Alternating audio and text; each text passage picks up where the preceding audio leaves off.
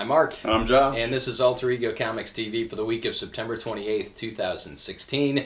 Coming to you from Lima, Ohio's best comic shop. Only comic shop. But we're proud of both of those things. Another great week for comics, all kinds of awesome stuff. I just feel the need to mention that DC Comics is firing on all cylinders. They've apparently figured out what was broken for a long time and gone back to what works. And it's working very well. We'll hit on some DC titles this week, but all that you need to know really is that any DC title that's part of Rebirth is good. So you should check it out. My pick of the week is one of those DC Rebirth titles, Teen Titans Rebirth #1, written by Ben Percy. He of Green Arrow fame, and art by John Boy Myers. He of the Waltons. No, I don't know who John Boy... I recognize the name. I can't tell you what else he's done. But I liked his artwork. It really fits the story. Ben Percy is telling a very different type of story over at Green Arrow. Very dark. This is much more lighthearted. And the thing I like best about it is we get to kind of spend some time with each of the Titans. We spend time with Changeling, with Kid Flash, with Starfire, with Raven. And we basically get to hear their inner monologues, which is one of the things that makes the book great. But someone is hunting down these Titans, and we don't really know who, and that is a reveal at the end of the book, so don't flip ahead. Great start to this new Teen Titans story, and I mean, you'll see from the cover that Damian Wayne is on the cover, that Robin's on the cover, so you get to see what role Robin plays in this new version of the Teen Titans. So great artwork, great story, great start to a series, in my opinion. And if you're under 40, Changeling is Beast Boy. Sorry. Garfield. Yeah, Gar Logan. Green guy. I don't know. Yes. First up for me, my Beast pick Boy, that's right. Teen Titans, go. Teen Titans. My pick of the week is Doctor Strange Annual #1. This is written by Catherine Eminem, so this will be the first issue in the Doctor Strange series since Jason Aaron restarted, now written by Aaron. With art by Leonardo Romero. And there's a backup. I don't know if that has a different creative team or not. It's more of a prelude type deal. So anyway, this is sort of more fallout from the last days of Magic, but it's immensely fun. Basically, Clea, Doctor Strange's ex-wife, yeah, they were married. Were they? Okay. Yeah, they were. I can't keep track. Because it's important to the story. Shows up at the Sanctum Sanctorum and asks him for a mystical divorce. Apparently they're legally divorced, but because of their marriage was in the mystic world or whatever, they have to have a mystic divorce, and this is the play out from that. The dialogue is great. Strange is that kind of... She has a great... Eminem has a great feel for the voice that Aaron has established for Doctor Strange, kind of funny and off-kilter and not necessarily the classic booming mage voice we've gotten in a lot of the other books. Wong is great. The new library assistant is great. It's just a lot of fun. Great interpersonal drama and humor. And there's a contractor working to repair the Sanctum Sanctorum. And working with contractors is always fun and fraught with humor. And we also get in the back of it a prelude or a preview of Doctor Strange the Sorcerer Supreme. This is a new series that's going to be coming out featuring the Doctor and several other strange Supreme Sorcerers. Not Doctor Who. The Doctor Strange. That'd be a good team up. I would watch. I would do that. Come on, Titan and Marvel. Let's get a Doctors crossover. Yes, the 5 Doctor or the 6 Doctors.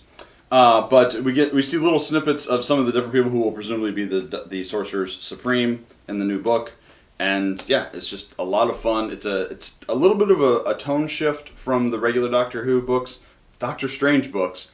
But I think that's actually what we needed after the long, drawn-out story of the end of, or the fall of Magic, and how serious and important it was, even when it was fun. It was just a wonderful palate cleanser. And you've been fired up about Doctor Strange from the beginning. Oh yeah, it's been great. That would be a book that you recommend to pretty much anyone. All of you. Yes. Cool.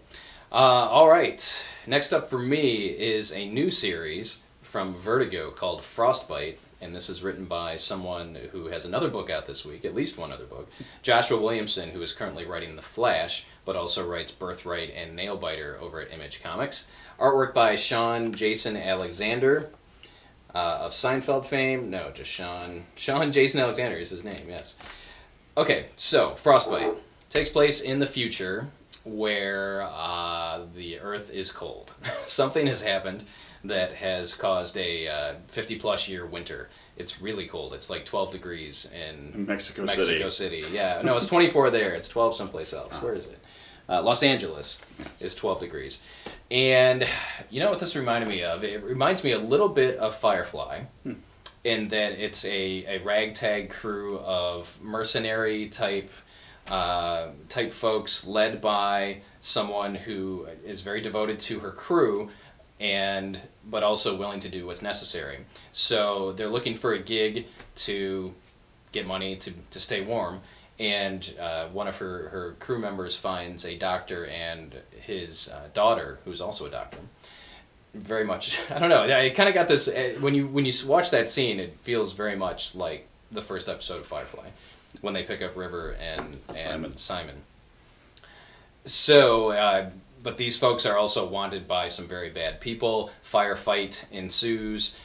Some revelations are made, and it's a really kind of action-packed, futuristic sci-fi story that I really like. Williamson is great at writing dialogue. He's great at writing engaging characters.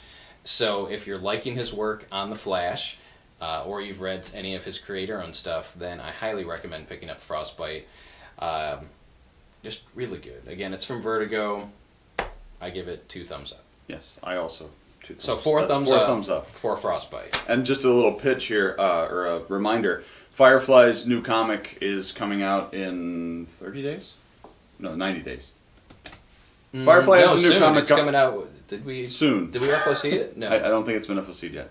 Firefly has a new comic coming out soon. In October. We got a preview copy. It's October. We got a preview copy. I've read the first issue. It's awesome. It's written by the same person that wrote the Free Comic Book Day special, which I also really liked. So if you like that was great. This is the same kind of tone. It's great. So add it to your pull list, ladies and gentlemen. Yes, let your local comic shop know you want it. Please let us know. We've already placed our order.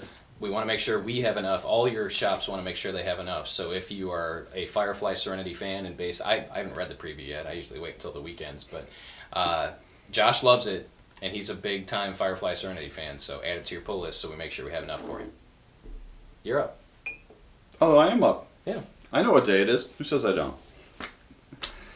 Next up for me is Ms. Marvel number 11. This is sort of the denouement of the Ms. Marvel Civil War II stuff, written by G. Willow Wilson with art by Takeshi Miyazawa and Adrian Alfona.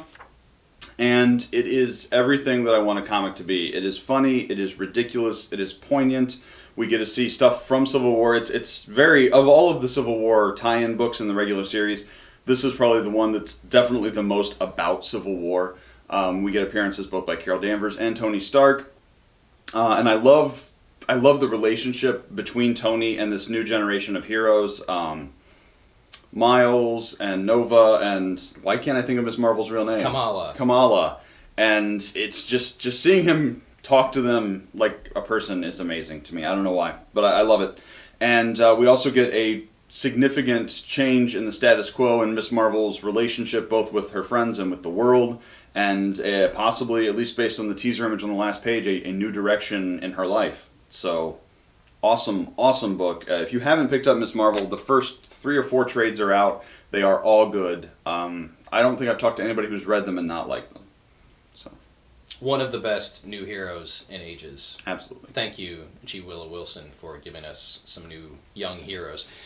I'm going to piggyback what Josh said about books tying into Civil War. We've got Steve Rogers' Captain America number 5 this week, and for my money, this might be the linchpin of Civil War, and it will totally go under most of your radars if you're not reading this book already, because there's nothing really that screams you should buy this because it's pretty important. But it is. Steve Rogers' Captain America number 5, written by Nick Spencer, artwork by Javier Pina. So if you've been following the story so far, Steve was made young again and gained his powers back because of this sentient cosmic cube called Kobik. And when Kobik brought Steve back to his Captain America-ness, it also, thanks to the Red Skull, messed with his memories, and he turns out he now has memories of being raised as an agent of Hydra, basically from a very young age. Are they memories? Well, what do we think they are? The Cosmic Cube can manipulate reality. So I was... it's possible. I mean, I guess it doesn't specifically say you see flashback stuff, and we don't know if it's in Steve's head or if it's what's history now. Yeah, but I mean, the cube can change anything. To me, so. But maybe the cube changed history, and Steve, became an agent of Hydra at a very young age. But he doesn't agree with the way that the Red Skull is going about trying to bring Hydra back into the world. But the important thing to note is that our Steve Rogers, Captain America, is secretly a Hydra operative. And he is manipulating things behind the scenes to distract people from what Hydra is actually doing. And one of the ways he's doing that is by his participation in this new civil war. And you find that out. You find out what he does to distract people being the heroic community in this issue. And it was pretty eye-opening. Yeah. It's a pretty big deal. So if you've been reading Civil War II, you absolutely want to pick up this issue if you can find it. Again, there was no kind of announcement like, hey, you might want to order more of this, retailers, because it's kind of important. So hurry out to your local comic store and pick up this issue. And I've... A lot of books like this are seen as gimmicky by the public, and maybe from a sales point it is, but Spencer's doing an amazing job writing it. And I love that it's still our Steve Rogers. I mean, he's a bad guy, but everything that was great about him as Captain America, his faith and that he knows what is right and his willingness to do what's necessary is still in place, just in service of something dark and horrible. And it's heartbreaking, but also amazing to read. Dark and horrible, but I think he has that vision of Hydra, the way that the people in Captain America Winter Soldier and in S.H.I.E.L.D., they truly believe that Hydra is meant to lead the world into a new golden age. And that's the way Steve feels in this. So good stuff. And speaking of Nick Spencer. Also written by Nick Spencer, also featuring Captain America, also a Civil War tie-in, Captain America 13, Sam Wilson, Captain America, sorry. Written by Spencer with art by Daniel Acuna, and it's great every issue. Amazing characterizations, really interesting issue-based stuff. I care more about this version of Sam Wilson than I've ever cared about any version of Sam Wilson. So good on you, Spencer. And my last pick this week is Batman Beyond Rebirth #1, written by Dan Jurgens with art by Ryan Sook. Yes, it is Ryan Sook. And this reintroduces Batman Beyond into the DC Universe, into the DC Rebirth universe. And Batman Beyond has got a really weird past with the DC Universe. Sometimes he's in continuity, sometimes he's out. And it's waffled and changed a lot through different timelines. This brings it back to kind of the classic story. What's great about this is anybody can read it. The first kind of 2 or 3 pages while the regular action is happening, we get some small flashbacks and some narration that basically gives you all the backstory you need to understand Batman Beyond. As long as you're vaguely familiar with who Batman and Bruce Wayne are and realize it's the future, you can totally pick this up and enjoy it. For longtime Batman Beyond fans, there are some cool developments related to his family and his friends. And the apparent big bad is... a big bad from the Batman universe that will be recognizable to everyone. And I really like the way Jurgens is kind of melding the various timelines and versions we've had.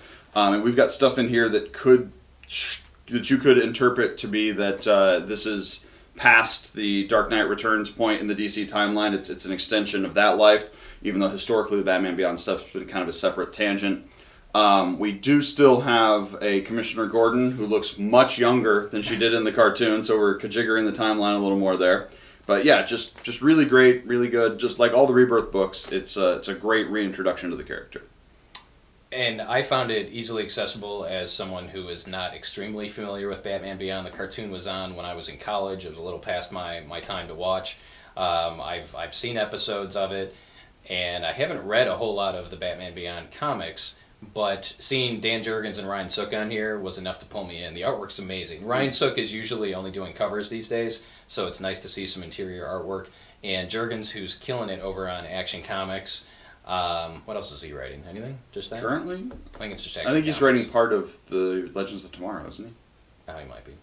But he does a great job of bringing new readers up to speed. In fact, we had one viewer ask on Twitter, is he going to be able to pick up Batman Beyond as a new reader? And I think the answer is yes.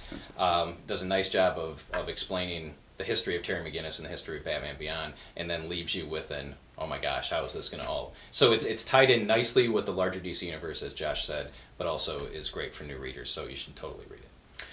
Finally, not finally, but almost finally, feel the need to mention that Saga number 38 comes out this week, and you probably don't want to miss it. It has all the feels and possibly the last stand of one of our characters, so you should probably check out Saga 38. It was the most emotional issue this week. You didn't read Ms. Marvel, obviously. No, I did. You know what? I've fallen off the Ms. most... Marvel train, and I need to get back on. It's just a sheer volume of comics, but that's totally... Every time you talk about it, I think, I need to get back into reading this, and I need to just pick up the trades or something, so I'm going to do that. But yeah, no, Saga was amazing. And I love that they pitched it as, and they've kind of pimped it as the War of Fang. And it's a big war story and stuff's going on, but it's all tiny stuff that we care about. It's all emotional, interesting The stuff. first page of this book had me laughing, and then in the middle you jump forward a little bit in time, and by the end, again, it's just like, oh, Vaughn, you... It's okay, because then you can read the letters pages where they go through the reader surveys, which are always awesome. Just another kind of also ran, just so you know, Batman Detective Comics this week is the next part of Night of the Monster Men. So if you liked that story with Kaiju in Gotham, freaking weird baby Kaiju in Gotham, in Detective and Nightwing last week, in Batman and Nightwing last week, it is in Detective this week, so don't miss it. It is one big story. Absolutely. I mean, Steve Orlando is the mastermind behind the story, so every part of this has felt very... cohesive and continuous, so don't skip a part because it's in a different title.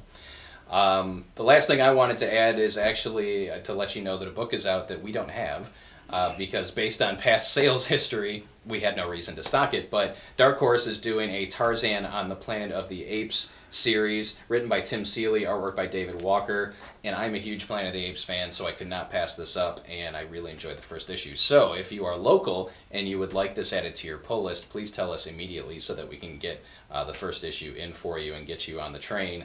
And if you're outside of the area, hit up your local comic shop to read Tarzan on the Planet of the Apes. And last out, a notice this week we've got Wonder Woman, A True Amazon. This is an original hardcover graphic novel, written and drawn and painted by Jill Thompson. So the whole thing is Thompson's signature watercolor style, and it is pretty, and it definitely looks different than any Wonder Woman book you've ever bought. I actually really like it's $22.99, so for an original hardcover graphic novel, that's actually a nice price point. And it is a reimagining of Wonder Woman's origin for a new age. I think this will especially appeal to people who know Thompson from her work like Beasts of Burden. Her run on Sandman especially, I think, is probably a good parallel. It's just kind of a skewed view of Diana's history, and there are some changes, or at least some omissions, that are noteworthy.